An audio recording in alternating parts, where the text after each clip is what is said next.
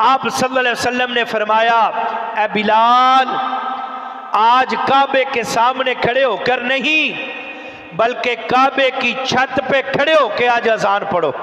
अब प्यारे और मोहतरम इस्लामी भाइयों, सुभान अल्लाह, क्या शान करीमी है वो हज़रत बिलाल रदी अल्लाह अन्हु, जिन्हें इस शहर मक्का में गुलामी की जंजीरें पहनाई गई थी।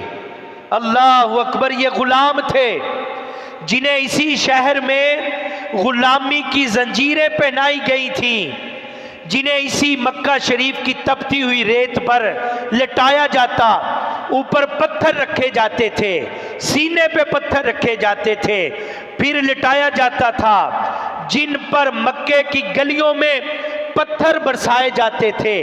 आज हजरत बिलाल रदी अल्लाह अन्हु आज काबे की छत पर चढ़े हैं और यही कुफारे मक्का देख रहे हैं। है ना मुकाम और इज्जत? फरमाया सारी की सारी इज्जत किसके पास है? अल्लाह के पास है।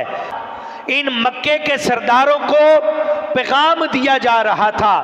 पैगाम क्या था कि गैर मुस्लिमों, देखो कि जो इज्जत अल्लाह पाक देता है, ये गुलाम हो या आज़ाद, ये हबशी हो या रूमी, ये फर्क कोई नहीं पड़ता कि कौन था, जिसे अल्लाह इज्जत देता है। हम सभी हजरत आदम और हव्वा अलैहिस्सलाम की औलाद में से हैं। इज्जतों का मेयार रंग और नस्ल से नहीं देखा जाएगा, इज्जतों का मेयार मालो दौलत से नहीं देखा जाएगा, इज्जतों का मेयार हसब नसब से नहीं देखा जाएगा।